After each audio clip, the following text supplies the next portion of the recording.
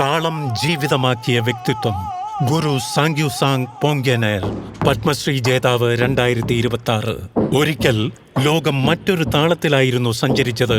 കയ്യടികൾക്കായി അരങ്ങിലെത്തിയ താളമല്ല അത്, ഒരു ജനതയുടെ സ്വത്വമായി ജീവിച്ചിരുന്ന താളം.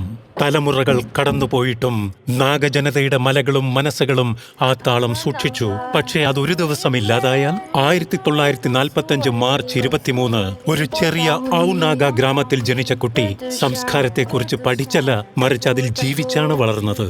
കാലം കടന്നുപോയപ്പോൾ കൂട്ടായ്മകൾ കുറയാൻ തുടങ്ങി. പാട്ടുകൾ ആളുകളുടെ ഓർമ്മയിൽ നിന്ന് മങ്ങിപ്പോയി. നൃത്തങ്ങൾ പോലും അപ്രത്യക്ഷമായി. സമ്പന്നമായ ഔനാഗ പൈതൃകം പതിയെ കൈവിട്ടു പോകുകയായിരുന്നു. മാഞ്ഞു പോകുന്ന ആ സംസ്കാരത്തെ തിരികെ ഉയർത്താൻ ജീവിതം മുഴുവൻ സമർപ്പിക്കാമെന്ന് ഗുരു സാങ്ക്യുസാങ് പോങ്ക്യനേർ തീരുമാനിച്ചു. കുട്ടിക്കാലം മുതലേ നമ്മുടെ ജനതയുടെ പാട്ടുകളും നൃത്തങ്ങളും എന്നെ ആകർഷിച്ചിരുന്നു. അത് ഞാൻ പഠിച്ചത് അച്ഛനിൽ നിന്നും മുത്തച്ഛനിൽ നിന്നും ഗ്രാമത്തിലെ മുതിർന്നവരിൽ നിന്നുമാണ്. അന്ന് ലിഖിതമായ രേഖകളില്ലായിരുന്നു. പാട്ടുകളും പാരമ്പര്യവും വാമൊഴിയായാണ് കൈമാറിയത്. ആ ദൗത്യം നിലനിർത്തുക എന്നത് ഏറെ ശ്രമകരമായിരുന്നു. കാലം പുതിയ വഴികളിലേക്ക് മാറിയപ്പോൾ അദ്ദേഹം ഏറെ പണിപ്പെടേണ്ടി വന്നു. സ്ഥിരമായ ജോലി പോലും ഉപേക്ഷിച്ച് സാമ്പത്തിക പിന്തുണയില്ലാതെ അദ്ദേഹം യാത്ര തുടർന്നു. അതിന് സമൂഹത്തിന്റെ പരിഹാസവും പലപ്പോഴും നേരിടേണ്ടി വന്നു.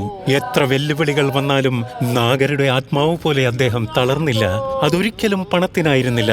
എത്ര വില കൊടുക്കേണ്ടി വന്നാലും ആ നാഗസംസ്കാരം അടുത്ത തലമുറയിലേക്ക് എത്തിക്കണമെന്നതായിരുന്നു അദ്ദേഹത്തിന്റെ ദൗത്യം. ആ യാത്ര മുഴുവൻ അദ്ദേഹത്തിന്റെ ഭാര്യ ഒപ്പമുണ്ടായിരുന്നു. അദ്ദേഹം ഒറ്റയ്ക്ക് യാത്ര ചെയ്യുമ്പോൾ കുടുംബത്തെ നോക്കിയും സാമ്പത്തികമായി പിന്തുണച്ചും അവർ കൂടെ നിന്നു. കുടുംബവും ഗ്രാമവാസികളും അദ്ദേഹത്തിന് കരുത്തേകി. 60 വർഷങ്ങളുടെ അർപ്പണ ബോധം ഒടുവിൽ പൈതൃകത്തിന് പുതിയ ജീവൻ നൽകി.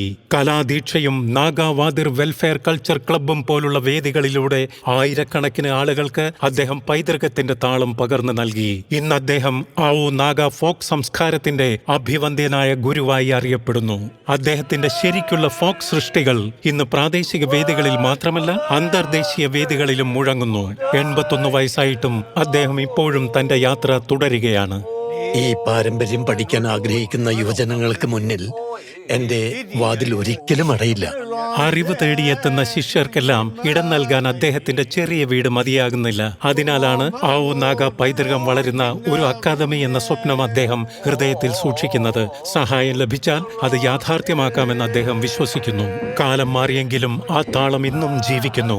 ചില ചരിത്രങ്ങൾ അക്ഷരങ്ങളായി നിലനിൽക്കും, മറ്റു ചിലത് താളമായി ഹൃദയങ്ങളിൽ മുഴങ്ങും. പെരുമ്പറകളുടെ മുഴക്കം നിലനിൽക്കുന്നിടത്തോളം നാഗ സംസ്കാരവും ആ ഗുരുവിന്റെ പാഠങ്ങളും ഒരിക്കലും മായില്ല.